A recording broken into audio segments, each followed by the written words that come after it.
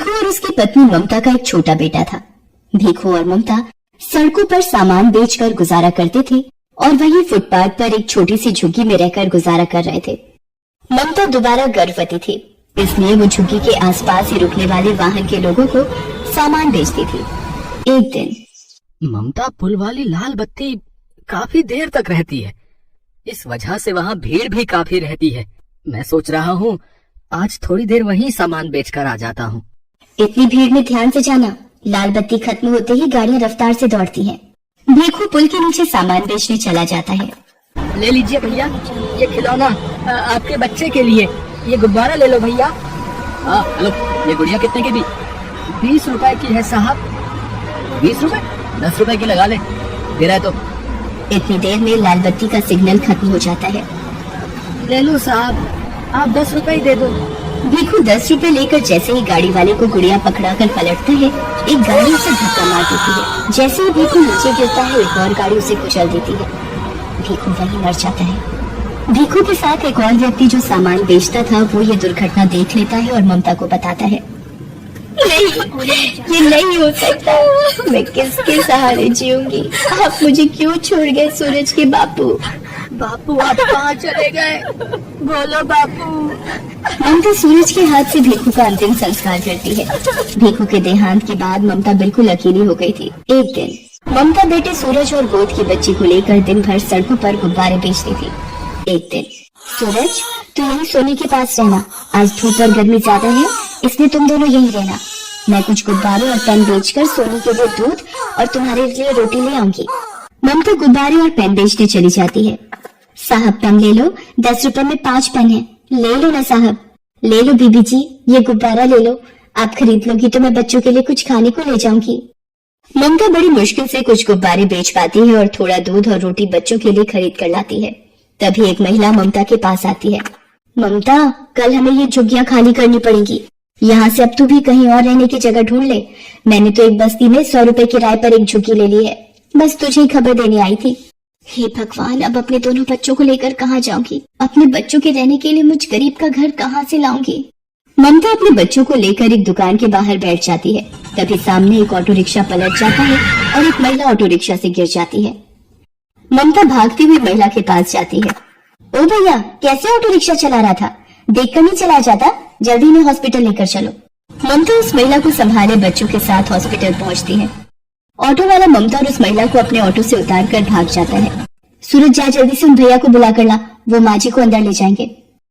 Doctor उस महिला को देखता है। देखिए, इनकी रीढ़ की हड्डी टूट गई है, तो अब इनको कंप्लीट बेड रेस्ट की आवश्यकता है। इनके घर से जो भी सदस्य हैं उन्हें आप बुला लीजिए। डॉक्टर, मैं नहीं जानती ये कौन है, इनका एक्सीडेंट हुआ तो मैं इन्हें यहाँ ले आई।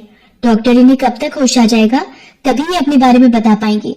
1 से 2 घंटे में इन्हें होश आ जाएगा। लगभग 2 घंटे बाद उस महिला को होश आता है और वो अपने बारे में बताती है। मेरा नाम राज रानी है। पता नहीं उस ऑटो रिक्शा वाले ने कैसे चलाया कि अचानक से ठोकर लगी और ऑटो पलट गया। उसके बाद मुझे धुंधला सा याद है कि तुमने मुझे उठाया था और ऑटो में बिठाया। तुम्हारा बहुत बहुत शुक्रिया बेटी, जो तुम मुझे यहाँ ले आई। माँ जी, आपकी रीढ़ की हड्डी में फ्रैक्चर हुआ है, इसीलिए आपको घर ले जाने के लिए एम्बुलेंस की व्यवस्था करनी होगी। बेटी, मेरे पति अपने बिजनेस के काम से दूसरे शहर गए हुए हैं, मेरी एक सहायता करो, एम्बुलेंस में मेरे घर तक पहुँचने में मेरी मदद कर दो।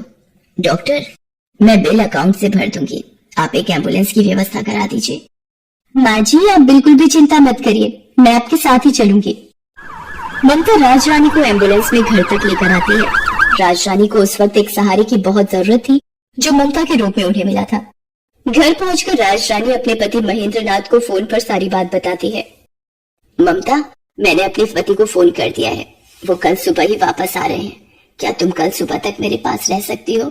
ममता राज रानी की बातों को सुनकर रोने लगती है। क्या हुआ ममता, तुम अचानक रोने क्यों लगी? कोई जबरदस्ती नहीं है बेटी, तुम अगर नहीं रुकना चाहती तो कोई बात नहीं, और फिर तुमने इतना कुछ किया है मेरे लिए, वो एक बहुत बड़ी बात है। ममता राज रानी को अपने रोने का असली कारण बताती है और अपनी जिंदगी की सारी आप बीती सुनाती है, जिसे सुनकर राज रानी की आंखों में आंसू आ जाते हैं। आप ही बताइए माँ जी, अब मैं क्या करूँ? अपने इन छोटे बच्चों को लेकर कहाँ जाऊँ? चिंता मत करो बेटी, भगवान सब ठीक करेंगे। वहाँ सामने मेरी रसोई है, तुम वहां जाकर अपने लिए भी भोजन बनाओ, मेरे लिए भी, और इन बच्चों को भी खिलाओ। कब से तुम मेरी वजह से भूखी हो और बच्चे भी तुम्हारे साथ भूखे हैं। माँ जी, पहले आप ये दवाई ले लीजिए और आपको किसी भी चीज की जरूरत हो तो मुझे आवाज लगा देना। ममता राजरानी और सूरज को खाना देती है और सोनी के लिए थोड़ा दूध भी गर्म करती है। अगले दिन जब महेंद्रनाथ वापस आता है तो उसे सारी बात पता चलती है। वो भी ममता का धन्यवाद करते हैं। ममता बेटी, तुमने राजरानी के लिए इतना सब कुछ किया, उसका मैं हमेशा शुक्रगुजार रहूंगा। धीरे धीरे राजरानी की तबीयत में सुधार होने लगता है। ममता राजरानी की बहुत सेवा करती थी।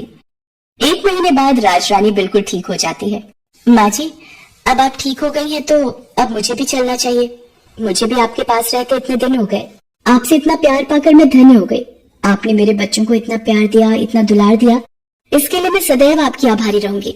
ममता, सूरज मुझे नानी माँ कहकर बुलाता है। क्या ये बच्चे हमेशा के लिए अपनी नानी माँ के पास नहीं रह सकते? हाँ ममता बेटी, हम दोनों की कोई औलाद नहीं है, पर सूरज और सोनी को देखकर हमारे मन में नाना नानी वाला प्यार उमड़ पड़ा। तुमने राजरानी की माँ जैसे सेवा की है बेटा। हम अपनी बेटी को बेसहारा नहीं भटकने देंगे। ममता की आंखें आंसुओं से भर आती है। बेसहारा को सहारा मिल जाता है। ममता राजरानी के गले लग जाती है। उस दिन के बाद से ममता महेंद्रनाथ के कारोबार में उसका हाथ बटाने लगी और उसने दोनों बच्चों को पढ़ा लिखा कर बच्चों के सपने पूरे किए।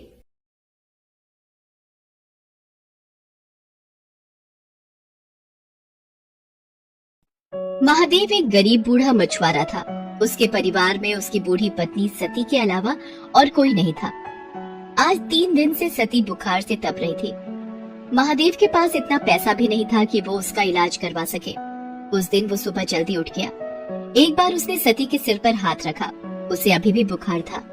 उसने अपना मछली पकड़ने वाला जाल और बाल्टी उठाई और नदी पर मछली पकड़ने चल दिया। नदी के किनारे पहुंचकर उसने अपना जाल डाल दिया और मछली के फंसने का इंतजार करने लगा। वहाँ एक और मछुआरा छगन भी अपनी नाव पर बीच नदी में मछली मार रहा था।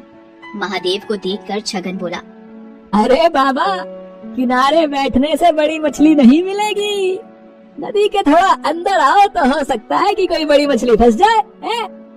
नहीं बेटा, ना तो मेरे पास नाव है और न शरीर में ताकत जो मैं नदी में जाकर मछली पकड़ सकूं। अब सब कुछ भगवान के ऊपर है। उन्होंने चाहा तो मुझे बड़ी मछली जरूर मिलेगी। छगन ताने मारता हुआ बोला, तो फिर बैठे रहो घाट को पकड़ के। भगवान तुम्हारे लिए लाल परी मछली भेजेंगे। लाल परी एक बहुत ही नायाब मछली होती है जिसकी कीमत लाखों में होती है। ऐसी मछली किसी भाग्यवान को ही मिलती है। एक बार जिसे लाल परी मिल जाती है उसकी किस्मत ही चमक जाती है। खैर, महादेव ने छगन की बातों पर कोई ध्यान नहीं दिया और काफी देर इंतजार करने के बाद अपना जाल खींचा। उसका जाल भारी लग रहा था। लगता है कोई बड़ी मछली फंसी है। मगर जैसे ही उसने जाल बाहर खींचा उसका सारा जोश ठंडा पड़ गया। जाल में मछली तो क्या, एक घोंघा भी नहीं फंसा था। उसकी जगह उसमें ढेर सारा कचरा जैसे प्लास्टिक की बोतलें, सड़े पुराने जूते और चप्पल फंसे थे। ये देखकर छगन जोर से ठहाका लगाकर हंस पड़ा और बोला, अरे वाह बाबा वाह, बहुत बड़ा खजाना हाथ लग गया है तुम्हारे। इसी तरह रोज खजाना मिलता रहा तो एक दिन तुम जल्दी ही रईस बन जाओगे। महादेव ने फिर उसकी बात पर कोई ध्यान नहीं दिया, बस मन ही मन बोला, हे भगवान, कैसे लोग हैं तुम्हारी दुनिया के। जो नदी हमें पीने को पानी और खाना देती है उसमें लोग न जाने क्या क्या गंदगी डाल देते हैं। इतना सोचकर उसने फिर से जाल डाला। इस बार उसके जाल में थोड़ी सी छोटी मछलियां फंस गई। लगातार मेहनत करने से महादेव का बूढ़ा शरीर थक गया था, इसलिए जो मछलियां फंसी थी उन्हें समेटकर महादेव बाजार चल पड़ा। दिन भर महादेव ग्राहकों का इंतजार करता रहा, मगर छोटी मछलियां होने के कारण उससे मछली खरीदने कोई नहीं आया। बाकी के मछुआरे बड़ी बड़ी मछलियां पकड़ कर लाए थे। उनकी सारी मछलियां देखते ही देखते बिक गई। हे भगवान, शाम होने को आई है, अब तो बाजार भी उठने लगा है। एक भी ग्राहक नहीं आया। सोचा था थोड़ा सा पैसा आ जाएगा तो सत्ती के लिए खाना और दवाइयाँ लेता जाऊंगा। बेचारी बुखार से तड़प रही है। अभी महादेव ये सोच ही रहा था कि वहाँ एक आदमी आया और उससे बोला, बाबा ये मछलियाँ कितने की हैं? बेटा ये है तो 200 रुपए की, मगर मैं तुम्हें 150 में दे दूंगा। 150 तो महंगा है। मैं तो इनके केवल 100 रुपए दे सकता हूँ। वैसे भी बाजार बंद होने वाला है, अब कोई तुम्हारी मछलियाँ खरीदने से तो रहा। इससे पहले कि ये सब सड़ जाए, इन्हें तुम मुझे 100 रुपए में दे दो। मरता क्या न करता, आखिर महादेव को 100 रुपयों में उसे सारी मछलियाँ देनी पड़ी। बाजार भी तब तक उठ चुका था। महादेव ने अपनी दुकान समेटी और वहाँ से घर चल दिया। अभी वो बाजार से निकल भी नहीं पाया था कि उसके कानों में एक आवाज आई। बाबा इस कंगले की भी सुनते जाना, 3 दिन से कुछ नहीं खाया बाबा, दया करो बाबा, मुझ पर दया करो। महादेव ने मुड़कर देखा, एक अंधा अपाहिज सड़क के किनारे पड़ा कराह रहा था। उसकी दोनों आंखें खराब थी और दोनों पैर भी बेजान थे, जैसे 2 सूखे डंठल हों। महादेव को उस पर दया आ गई। उसने अपनी फटी हुई चादर उस अपाहिज को ओढ़ा दी और पास की एक दुकान से थोड़ा सा खाने का सामान लाकर उस अपाहिज को देता हुआ बोला, लो खा लो। तुमने मुझ अपाहिज पर इतनी दया दिखाई, तुम कौन हो बाबा? महादेव उसे अपने बारे में बताता है। तब अपाहिज अपनी झोली से कुछ दाने निकालकर उसे देते हुए कहता है, तुमने बिना किसी स्वार्थ के कंगले की मदद की है बाबा, भगवान तुम्हें इसका फल जरूर देगा। लो ये दाने रख लो, कल जाल डालने से पहले इन दानों को नदी में छिड़क देना। महादेव ने दाने लेकर अपने पास रखे और अपनी फटी चादर उस अपाहिज को अच्छी तरह उड़ाकर वहाँ से घर चलाया। घर पहुँचने पर उसने देखा कि सती की तबीयत अब कुछ ठीक थी। ये देखकर महादेव को थोड़ी राहत मिली। उसने खाना बनाना शुरू किया। उसने अपने लिए थोड़ी सी मछलियाँ बचा कर रखी थी। उन मछलियों के साथ उसने आज खरीदे हुए थोड़े से चावल और आलू बनाए और सती को खिलाया। सती को खिलाकर सुलाने के बाद जैसे ही वो खाने बैठा, तभी वहाँ गांव का कुत्ता कालू आ गया। कालू को देखते ही महादेव के चेहरे पर मुस्कान तैर गई। वो कालू को पुचकारते हुए बोला, क्यों कालू बेटा, भूख लगी है? ठहर, अभी तुझे खाना देता हूँ। इसके बाद महादेव ने अपने बचे हुए खाने में से एक हिस्सा कालू के सामने डाल दिया। एक अरसे से महादेव ऐसा ही करता रहा था। वो जब भी खाने बैठता, तब कालू वहाँ आता और महादेव कालू के साथ मिलावट कर खाना खाता। खाना खाकर कालू वहाँ से चला गया और महादेव भी भगवान का नाम लेकर सो गया। अगली सुबह वो फिर अपना जाल लेकर मछली पकड़ने चल दिया। नदी किनारे पहुंचकर उसे उन दानों की याद आई जो कल अपाहिज ने उसे दिए थे। उसने उन दानों को नदी में बिखेर दिया और फिर वहाँ अपना जाल डाल दिया। अभी थोड़ी ही देर हुए थे कि अचानक लगा जैसे जाल में कोई भारी चीज फंसी है। महादेव जाल को खींचने लगा, मगर बूढ़ा होने के कारण उससे जाल खींचा नहीं जा रहा था। जैसे तैसे काफी देर की मेहनत के बाद उसने जाल बाहर निकाला। जाल को देखते ही उसकी आंखें चौंधी आ गई। जाल में एक बड़ी सी लाल परी मछली फंसी थी। छगन मछुआरा भी ये सब देख रहा था। लाल परी को देखते ही उसकी आंखें आश्चर्य से फट पड़ी। उसने मन ही मन सोचा, अरे बाप रे, इतनी बड़ी लाल परी! अगर ये मुझे मिल जाए तो हफ्ते भर की कमाई एक ही दिन में हो जाए। इस बुढ़े से किसी भी तरह ये मछली छीन लेनी चाहिए। उधर छगन की दुष्टता से अनजान महादेव किसी तरह उस मछली को उठाकर वहाँ से जा रहा था। तभी उसे एक तेज धक्का लगा और वो बुरी तरह जमीन पर गिर पड़ा। मछली भी उसके हाथ से छूट गई। उसे छगन ने धक्का दिया था। उसके गिरते ही छगन तेजी से लाल परी को उठाकर भागा। महादेव चिल्लाया, अरे अरे चोर चोर, पकड़ो पकड़ो, वो मेरी मछली लेकर भागा जा रहा है, कोई पकड़ो उसे। मगर वहाँ कोई भी नहीं था जो महादेव की पुकार सुनता। लेकिन अगले ही पल ना जाने कालू वहाँ कैसे आ गया और भागते हुए छगन पर टूट पड़ा। उसने कई जगह छगन को काट खाया। छगन दर्द से चिल्ला उठा। उसका चिल्लाना सुनकर आसपास के रहने वाले लोग वहाँ भागे आए। इतने सारे लोगों के सामने अपनी पोल खुलने के डर से छगन लाल परी को वहीं छोड़कर भाग गया। तब तक महादेव भी वहाँ पहुँच गया। लोगों ने उस मछली को महादेव को सौंप दिया। मछली बहुत बड़ी है, इसे काट कर इसका थोड़ा सा हिस्सा मैं अपने लिए भी रख लूं तो भी बाकी हिस्सों की बाजार में अच्छी कीमत मिल जाएगी मुझे। ये सोचकर महादेव मछली को घर लाया और जैसे ही उसने उस मछली को काटा, उसके पेट से नींबू के आकार और सुर्ख लाल रंग का माणिक पत्थर रूबी निकला। माणिक को देखते ही महादेव की आंखें चौंधी आ गई। हे भगवान, इतना बड़ा माणिक पत्थर, इसकी कीमत तो लाखों में होगी। इसे पाकर तो मुझे सारी जिंदगी कोई काम करने की जरूरत नहीं पड़ेगी। ये जरूर उस अपाहिज के दिए हुए दानों का ही कमाल है। इस माणिक का एक हिस्सा उसका भी है। ये सोचकर महादेव उसी जगह पहुंचा जहां उसे वो अपाहिज मिला था, मगर अब वहां कोई नहीं था। वहां बस महादेव की फटी हुई चादर ही पड़ी थी।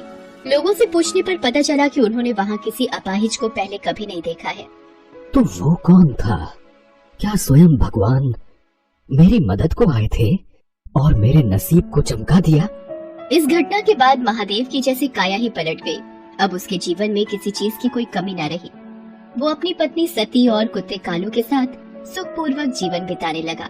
साथ ही साथ दिल खोलकर दीन दुखियों की मदद भी करने लगा।